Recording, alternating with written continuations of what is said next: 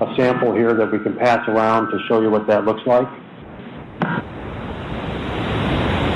It's a dual seal configuration, which is the same, using the same TechSpec monitoring equipment connected at the ISFSI. And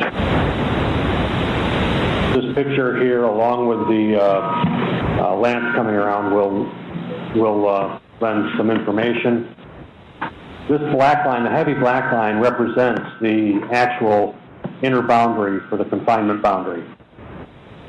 This right here is the dual seal, and as it wraps around on this side, it's also the dual metallic seal, and the interspace between the seals is what's monitored with the OP system. The second boundary for confinement with thermocouple lance is at a brazed area and tested, it's helium leak tested up here in this region. And the initial one is actually, this entire sleeve is welded closed. There's a port right here being drilled into the head that will connect to the inner part of the thermocouple lance. And that port will also connect to the intersteel monitored space for the OP system. So the pressure monitoring system will actually be monitoring the inside portion of this thermocouple sleeve, which is consistent with the approach used with the TN32 cask with the way the ports are monitored.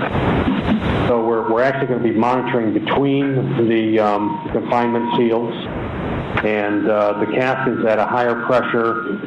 It's at 2.2 atmospheres. The OP system is at about 5 atmospheres. So if there is a breach, an unlikely event of a breach of this outer confinement area, the pressure will be driven from the OP system into the cask itself. And also that's where the pressure switches would alarm at that point, because you've gone below the detectable point. So that's the way the overpressure system works, and that's the design here for this type of thermocouple lance as it relates to the OP system. Yes.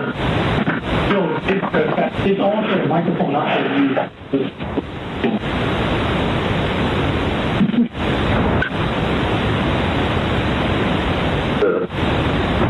follow up what John had said about when you submit the application. It's really helpful to the reviewers if there's, a picture like this, but maybe some more detail. Yeah, we're going to have a prose description of how all this works, and maybe even additional detail in the pictorial form. But I know this is an area that's been brought up several times. I really want to make sure it's clear on how this is going to work. Okay, yeah, that'd be really helpful. Thank you.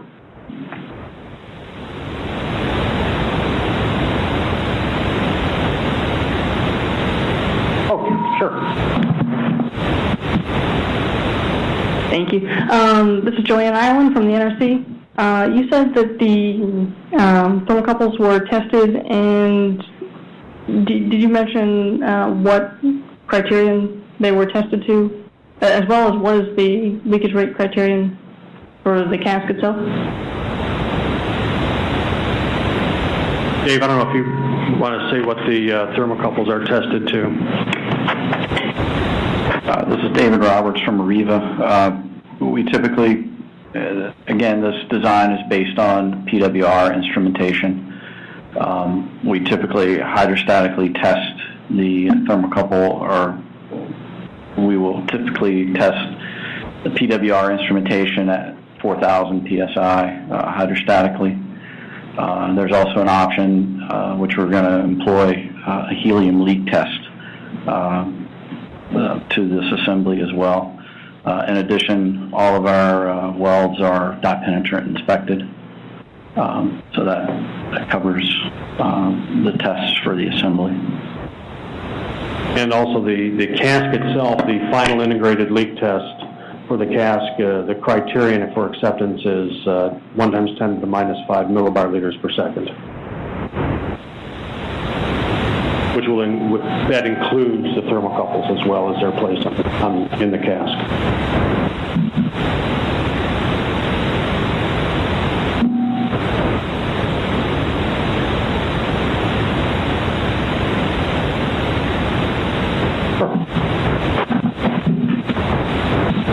So that leakage rate, and how does that compare to, say, the ANSI 14.5 leak type criterion? And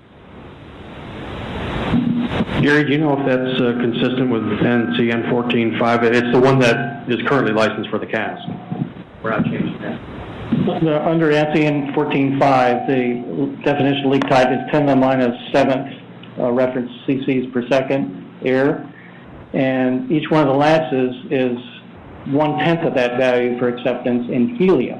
That's 1 times 10 to the minus 8. When Arriva tests those lance assemblies, as far as the leak tightness on the package, that would be in compliance with your license that currently exists for confinement boundary. The ANSI 14.5 is more for containment, which is a tighter tolerance, but we are using that tolerance in the lance assemblies, particularly that, like David Roberts was indicating, they go into a PWR primary system. And you don't want to leak in the primary system, so that's one of the reasons why they're tested the way they are.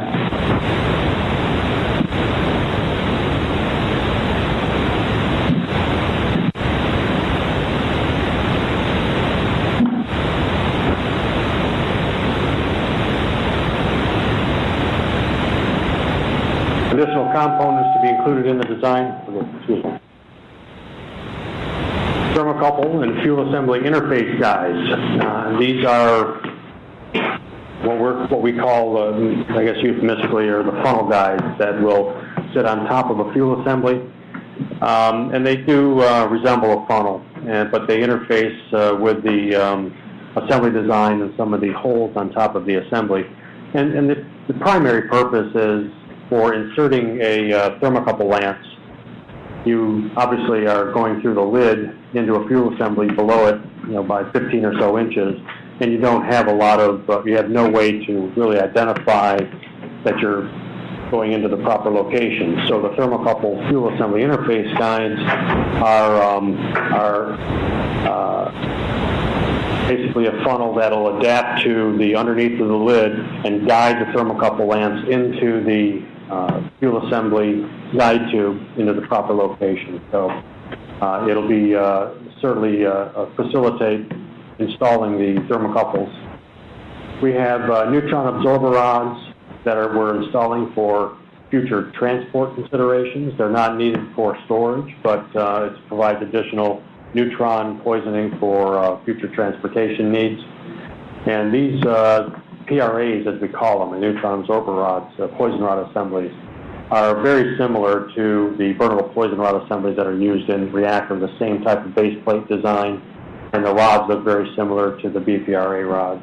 The one difference would be, of course, that these assemblies are not irradiated to the reactor, so they provide no source term to the inside of the cast. Tom? Yes. This is Miraj Rahimi, NRC. So these absorber rods you're adding for criticality safety during transport. So did you look into burn-up credit instead? Arriva TN has done a lot of that work, and how they've actually, we haven't really included that with part of this design, so Arriva TN, if they have some response to that.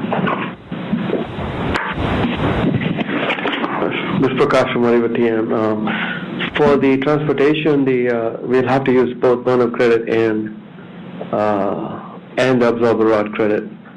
Oh, yeah. Yeah, because it's a single containment, so we cannot take moderate exclusion. So we have to assume reconfiguration with moderation. Right. Isn't there poison panels in the basket? There are, but So with the poison panel, with the burn-up credit, you need additional neutron absorber inserts? yeah, that's right. The poison, originally the CASP was licensed for 3.4 of 8% uranium. So Okay. So you go to 4.5%. correct. So with the full burn-up credit, you still can't make it? We cannot make it with full burn-up credit and full reconfiguration of the fuel. Oh, okay. That's So the reconfiguration, I see. yeah. Without reconfiguration, we can make it with burn-up credit. Okay. Thank you. No problem.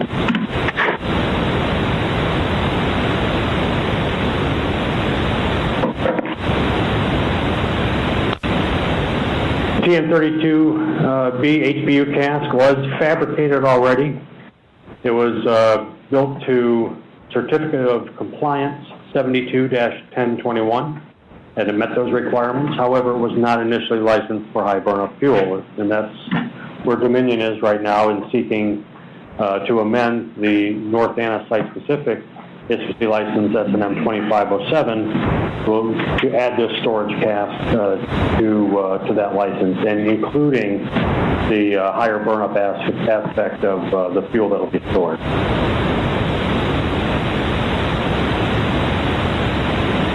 Some requested changes to the license will include allowable fuel parameters. And here we're talking about initial enrichment for the 3 different types of fuel assembly designs that we'll have. Now, whether or not we're going to have listed the 3 different fuel assembly types with each individual weight percent is not clear at this point. We want to make sure that if there is one bounding weight percent that covers all of them, we'll just represent that. However, but right now, the way we have it outlined is that the Areva Advanced Mark VW will be limited to 4.6 weight percent. Westinghouse Standard Zircaloy 4 assembly would be 3.64 weight percent, and then a Westinghouse Vantage 5H assembly limited to 4.5 weight percent U235. Now, each of these 3 types of assemblies are all of the Westinghouse 17 by 17 class assemblies. They're not. If you look at them, you cannot tell the difference between them. They have some differences in cladding, but that's largely the major difference. They are, again, just a 17 by 17 Westinghouse assembly design. The average burnup will be less than 60 gigawatt days per metric ton. The minimum cooling time, 5 years. Decay heat is very specific, less than or equal to 36.96 kilowatts, which is what the analysis was done for. And again, the fuel assembly designs will be Areva Advanced Mark VW, Westinghouse Standard, and Westinghouse Vantage 5H. Fuel assembly inserts will be included. They are unirradiated poison rod assemblies, a total of 6.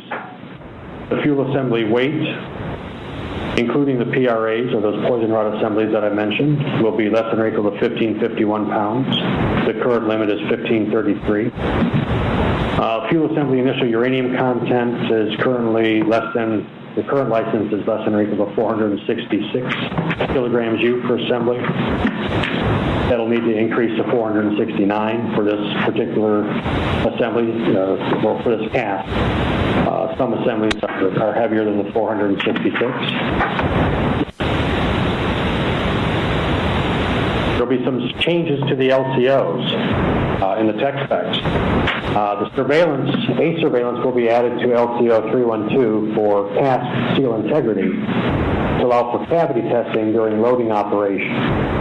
And right now, this is what we're going to call a thermal soak period, and this is where we're going to obtain some initial thermal data and some cast cavity gas sampling before we do the final seal testing.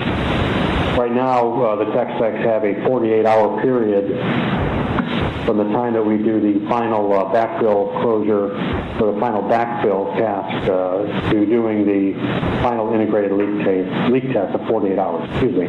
We're gonna put in a 25-day period for this cast to allow us to do all that testing. But in the meantime, we'll also have pressure monitoring devices and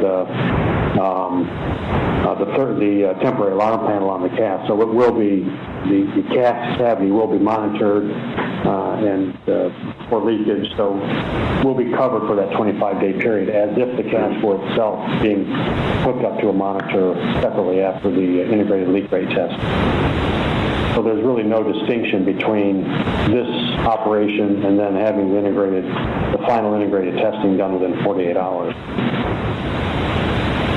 So the LCOs, and here's LCO 313, the frequency period will be moved to table 3.1. That's a minor change to cover the cavity gas testing during the thermal soak period. There'll be no other changes to the limits for the cast, and that has to do with such limits as the loading boron concentration, the program. There's several types of other limits that apply to TN32 cask, and those will be all the same.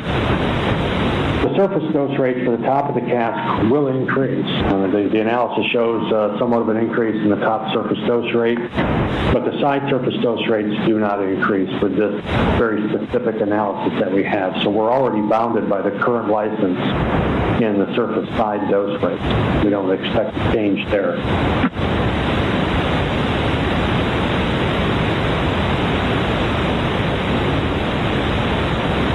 Areva TN is developing a design and licensing basis document for Dominion's use in this license application or license amendment. We will be submitting that, what's called the DLBD, with our license amendment request, and it'll be a proprietary submittal. The DLBD will provide the analytical bases and conclusions for departure from the existing approved analyses in the TN32 FSAR. For example, you've already seen the analyses for the TN32 FSAR. The DLBD will address criticality safety analyses for higher enrichment fuel, a higher heat load because of obviously the higher heat load that we're going to be putting in this cask. We're going to have an average of 1155 as opposed to just over 1 kilowatt per assembly as it was for the previous TN32 license. The shielding analysis will have a slightly higher source term, so that's going to be redone.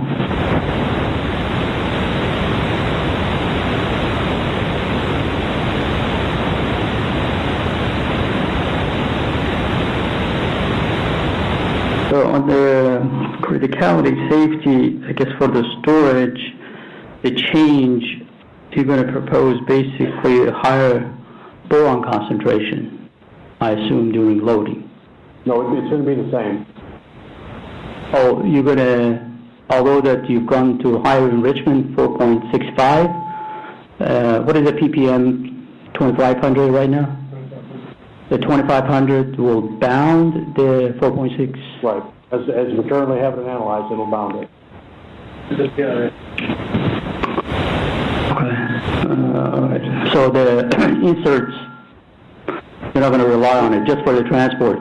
No, we use the insert. You're going to... Sorry, Mirage. You are, yeah, because mine makes more sense. Okay. Yeah, the 2500 is not enough, to cover you up to 4.65% enrichment. So you're going to take credit for the inserts for storage criticality safety during loading. Okay. And burn-up credit during loading? No. Inserts, ppm, okay. Okay, burn-up credit for the transport. And which option you're going to use later on? Because you got to decide now if you're going to do burn-up verification measurement prior to loading versus misload analysis. I believe a misload. You want to take the misload option? Okay. Thank you. Sorry, Mirage, I misspoke. So we're clear on that.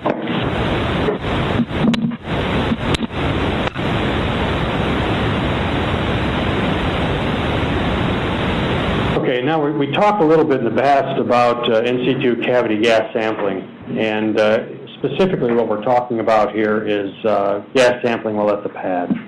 We still plan to pursue that approach. However, it will not be part of this license amendment request. And Rich is going to talk a little bit about that also afterward to show what some of the licensing challenges that we have with license renewal and this cask.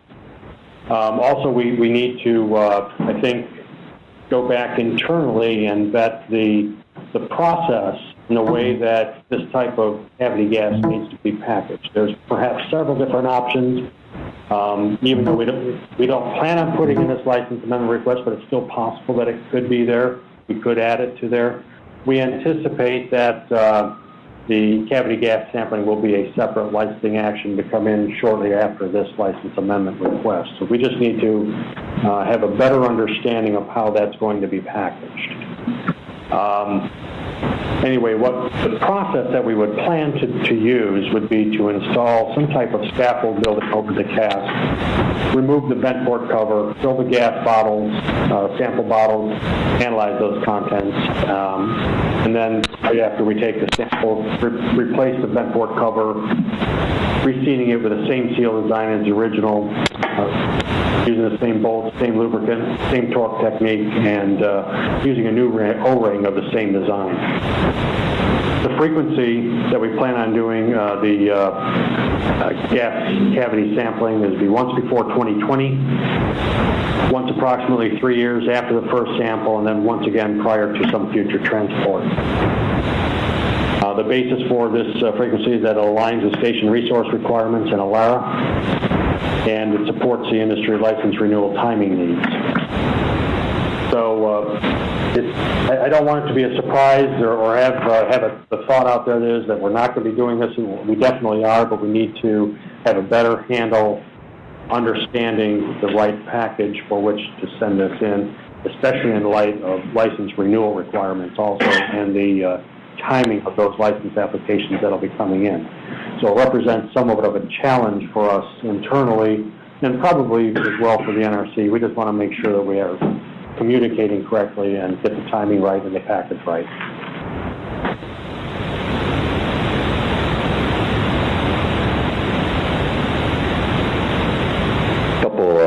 Quick questions on this.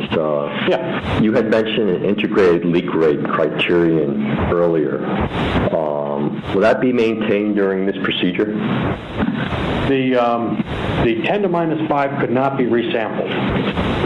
So the process would be that, and what we would hope to attempt to show is that if we use the exact same process for resealing, using the exact same style of seal and the exact same process, we would achieve that type of leak rate. But we would not be able to retest. So there's no testing. So there would be no physical integrated leak rate test, but there would be a helium sniff test to make sure there wasn't any gross leakage. And this is the part that you're not going to be submitting. That's correct. Okay, good. We had asked a question a few times in the past, but just for information purposes, did you ever find out if there's any type of stratification between the lighter helium gas and the heavier krypton-85 gas, if there was such a leak? Would you be able to basically ensure that the sample that you take is representative of what's inside the canister? No, we don't have any way of actually. I mean, the amount of krypton-85 that would be in the cask, if a rod were to leak, is about the same volume as a pen tip. So stratification doesn't make a lot of sense in light of that, especially when there's thermals inside the cask. So we don't have any way to overcome that. But we have no way to determine if there is stratification. I don't personally believe it exists. I mean, knowing that we've seen this before, and we've been able to determine that any krypton-85 that does come out of the rod is very easily identifiable. I mean, it's a very pronounced signature. Now, if we were to take samples coming out of the tube, we'd have to draw a tremendous amount of gas out to get below any type of stratification. So we really don't want to take a lot of gas out of the cask. We want to just take what's needed and then reseal. Okay. So that, as far as proving that or disproving it, I don't have a way to do it. Okay. And ballpark, what type of time frame is required for this type of gas sample? The actual doing the sample itself? Yeah, you take the vent for on the order of a couple hours. Yeah. If using the approach that we planned here without without having to remove the environmental cover, using that handway that's in the side that's right near the vent port, we would just be able to remove that cover and have it access right to the vent port. Okay. So that was a great time reduction. This is Al Santos, NRC. For the frequency, can you go into detail a little bit more about that and how you chose those dates or those years, and then am I correct to say there will only be 3? Yeah, well, right, there would be, and the timing is really such that once before 2020, my understanding was that there were some license renewal needs before 2020 that this type of sampling would provide some benefit to. Then 3 years thereafter, the station is somewhat on a 3-year cycle where they have resources available, where they're not loading cast or doing outages from one site to the other. So 3 years is really kind of the best optimal time for doing this type of work, because even though it doesn't take a lot of time to actually conduct, so the resource and the planning needs are somewhat substantial. And so that was really the thought behind it. And then really, if we didn't see anything in this time frame, there was no real reason to believe that anything was really happening beyond that either. Because the most stressful part is right after storage. But to add the benefit there, before we even place it out in the pad, we will have the gas samples taken before we move it to the pad when it's going through the thermal transits.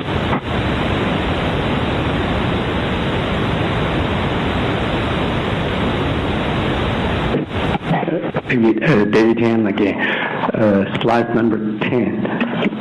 So we talk about thermocouple length confinement boundary. So during transport, they will become containment boundary. Is there any part of that assembly, for instance, like a weld, to be subject to some kind of a fatigue damage when you transport this kind of fuel and whatever the details you have there? I'm going to have to turn that over to my experts on the thermocouple. This is Gary Clark with Arriva Federal Services. When we go to the transport mode, the lances, the tubing, and everything will be cut off from those lances. They will not be part of the containment boundary whatsoever. Our intent is to weld a plate onto the lid in each one of those recesses such that, and it'll be tested to demonstrate that it's leak tight, that it will not form a containment boundary of any part of that lance that's sticking down on the fuel assembly. So it's basically non-existent for a containment boundary during transport. Thank you.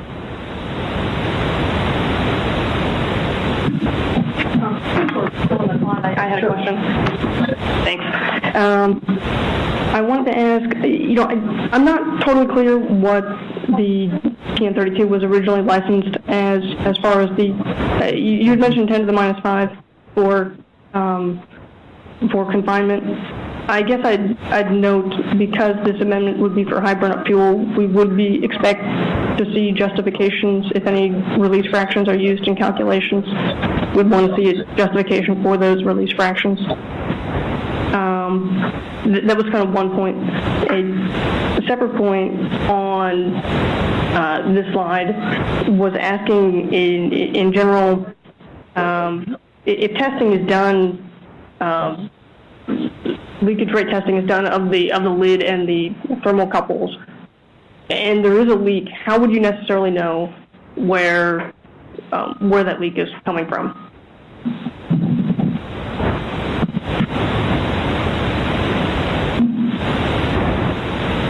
Yeah, getting to the fractions, they have been calculated for the high burn-up fuel, so we do have release fractions available, and they'll be in the DLBD for the submittal. And you want some justification. Okay, all right, thank you. The other question, Oh, no problem. If leakage rate testing is done, well, how would we know where we're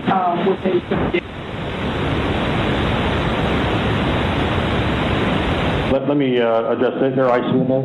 Is that correct? Gary Clark again.